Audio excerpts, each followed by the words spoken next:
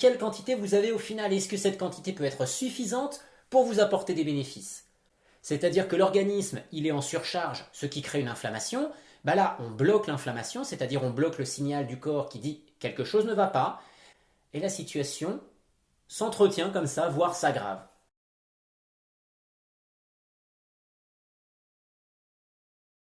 Bonjour à tous, c'est Raphaël Pérez, votre coach en santé naturelle. Bienvenue pour cette vidéo consacrée aujourd'hui à ceci. Vous l'avez peut-être reconnu, il s'agit du curcuma. On en parle beaucoup depuis des années, on en dit beaucoup de bien, beaucoup d'éloges, et je ne suis pas toujours d'accord avec ce qui est dit sur ce sujet, particulièrement concernant les produits qu'on nous vend ces dernières années en parlant du curcuma comme d'un produit miracle.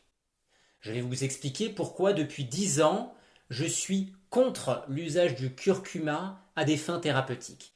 Je vais aussi vous dire pourquoi j'ai refusé à plusieurs reprises de faire la promotion du curcuma en ayant été sollicité par des industriels.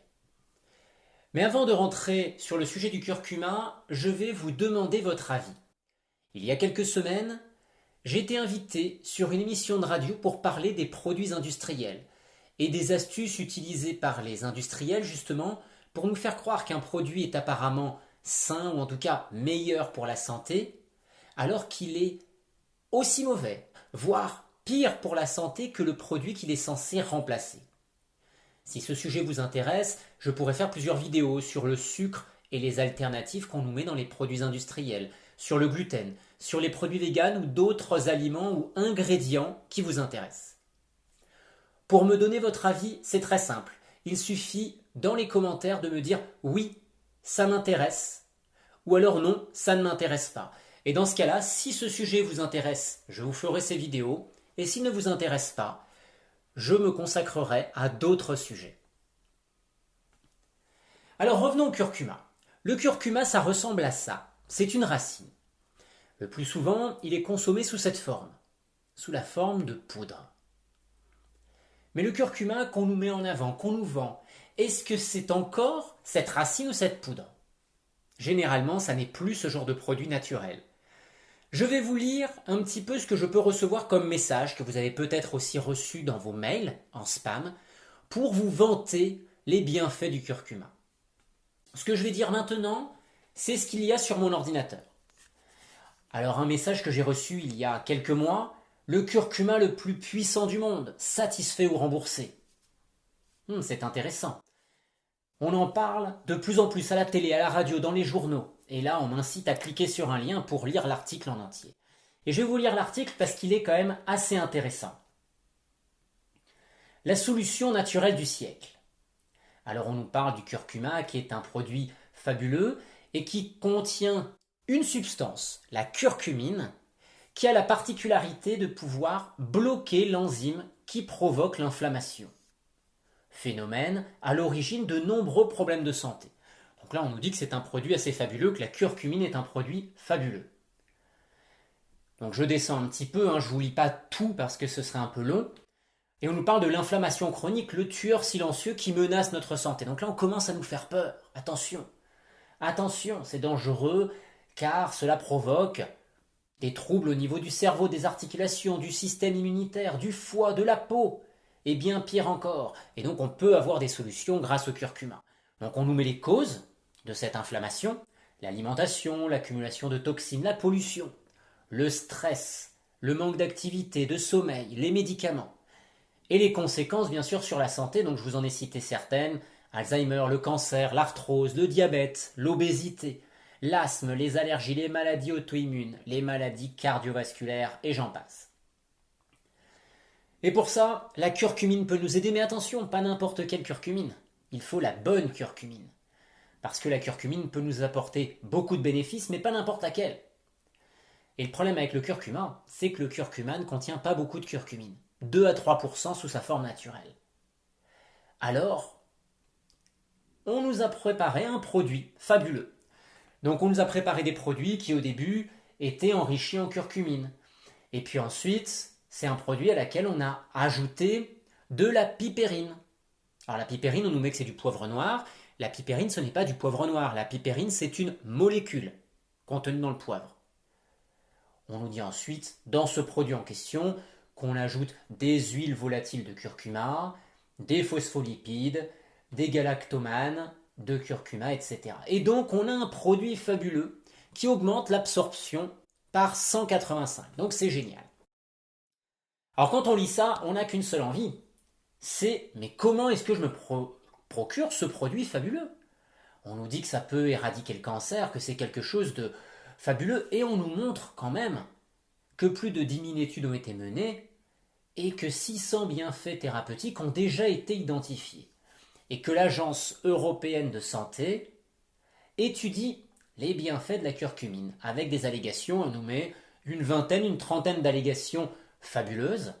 On nous dit qu'elle étudie, on ne nous dit pas qu'elle a validé, qu'elle a considéré comme vrai. Et on nous donne à la fin quand même le prix de la curcumine. Alors on nous dit qu'elle n'est pas à 300 €, ni 200, ni 100, mais qu'elle est seulement à 40 €. Alors 40 €, vu ce qu'il y a dedans, c'est extrêmement cher.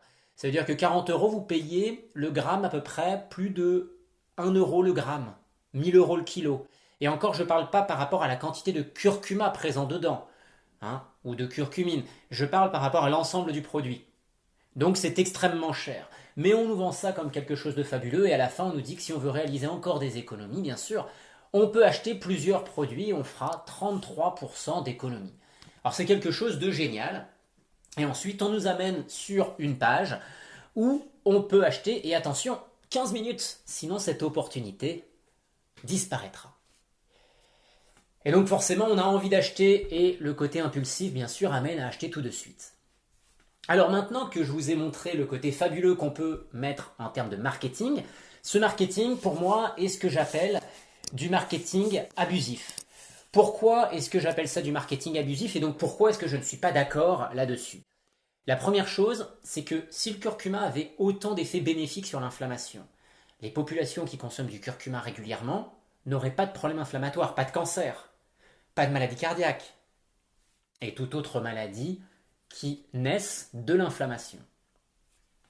Mais là, on nous dit que oui, mais c'est parce que le curcuma, en fait, il n'est pas assez dosé en curcumine.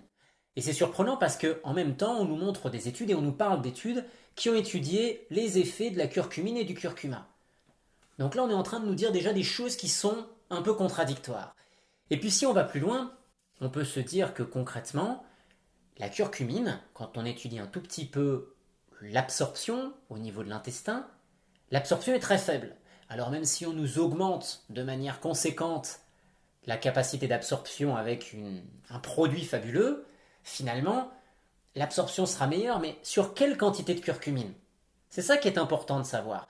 C'est pas si l'absorption est plus efficace, c'est quelle quantité vous avez au final. Est-ce que cette quantité peut être suffisante pour vous apporter des bénéfices? Concrètement, non. L'autre chose pour laquelle je suis contre depuis 10 ans, la chose peut-être la plus importante, c'est de dire que quand vous lisez ça, cet article, cette page de vente plutôt, elle incite à une chose, à acheter un produit et à le considérer comme un produit miracle, comme un médicament. C'est-à-dire que concrètement, on nous dit que la curcumine a la capacité de bloquer l'enzyme qui provoque l'inflammation. C'est génial, je bloque l'enzyme qui provoque l'inflammation. Et après? Après, je me sens mieux. J'ai moins d'inflammation, moins de symptômes. Mais qu'est-ce qu'il y a derrière? Au niveau du terrain. C'est-à-dire au niveau du terrain. L'état de l'organisme. Comment se trouve encore l'état de l'organisme? L'organisme, il est toujours aussi pourri. C'est-à-dire que l'organisme, il est en surcharge, ce qui crée une inflammation. Là, on bloque l'inflammation, c'est-à-dire on bloque le signal du corps qui dit quelque chose ne va pas, et on bloque un mécanisme que l'organisme met en œuvre pour améliorer la situation, pour tenter de trouver une solution, on le bloque. Donc la situation continue à rester pourrie en interne, parce que généralement, on n'incite pas à changer son hygiène de vie, et la situation s'entretient comme ça, voire s'aggrave. Avec bien sûr un effet de déculpabilisation en se disant « mais je prends un produit miracle ». Et en fait, prendre un produit miracle, c'est comme prendre un médicament. D'ailleurs, le curcuma tel qu'on nous le vend ici, c'est un médicament. Ce n'est plus un produit naturel, c'est un médicament. Ça n'a plus rien à voir avec la racine de curcuma ou la poudre de curcuma brute. C'est un médicament. Et en fait, ce que l'on ne vous dit pas, le plus souvent, c'est que les personnes qui vous vendent ça sont des revendeurs, ce ne sont pas les fabricants. Il y a quelques fabricants qui ont déposé des brevets, et ces brevets coûtent cher, et donc pour rentabiliser, il faut vendre beaucoup. Donc on fait un énorme marketing, un marketing qui est devenu abusif. Et donc on nous donne beaucoup de choses faisant croire que c'est fabuleux. Mais il faut savoir que pour vendre ce curcuma, il faut susciter l'intérêt. Et ensuite, il faut en produire suffisamment, parce qu'il faut répondre à la demande. Alors ça veut dire que le curcuma, dans de nombreux produits qu'on vous propose, ce curcuma contient des pesticides, parce qu'il est cultivé avec une agriculture intensive. Ensuite, il faut savoir que pour extraire certaines substances, comme la curcumine, ou en tout cas la concentrer de manière importante, il va falloir utiliser des solvants. Et que les solvants, quand on évapore le solvant, pour garder la substance en question, il en reste toujours un petit peu. Et les solvants, généralement, ne sont pas des produits très sympas pour la santé. Et pour terminer, je vous dirai encore une chose, c'est que dans ces préparations manufacturées, très élaborées, brevetées, vous avez, entre autres dans la préparation que je viens de lire, en tout cas l'article que je viens de lire, le produit en question, c'est un produit liquide. Et ce produit liquide va avoir la particularité de contenir certains additifs. Un additif en particulier que l'on appelle le polysorbate 80. Cette substance est cancérigène. Cette substance augmente le risque de cancer, entre autres au niveau du col de l'utérus pour la femme, perturbe les fonctions reproductrices, et je trouve assez fabuleux que dans un produit censé atténuer l'inflammation et lutter contre le cancer, parce que concrètement on nous le présente comme cela, qu'on trouve des substances qui augmentent le risque de cancer. Alors je vous incite à une chose, c'est à faire preuve de discernement par rapport à des produits miracles, par rapport à des produits qui vous incitent à faire une chose, c'est consommer une gélule, une pilule miraculeuse, et surtout à ne pas agir sur la cause du problème. Je ne suis pas contre les médicaments ou contre les compléments alimentaires. Ils peuvent être utilisés ponctuellement lorsque c'est nécessaire. Mais l'usage de médicaments ou de compléments alimentaires doit se faire systématiquement en parallèle d'une amélioration de l'hygiène de vie et d'une action sur la cause des problèmes. Sinon, le problème restera. Et à l'image d'un médicament, vous allez calmer un symptôme, plus ou moins selon l'efficacité du complément que vous allez prendre, et derrière, le terrain continuant à être problématique, le produit en question fera de moins en moins d'effet. Et d'un seul coup, ça va exploser, déborder ou alors générer un autre symptôme ailleurs dans le corps.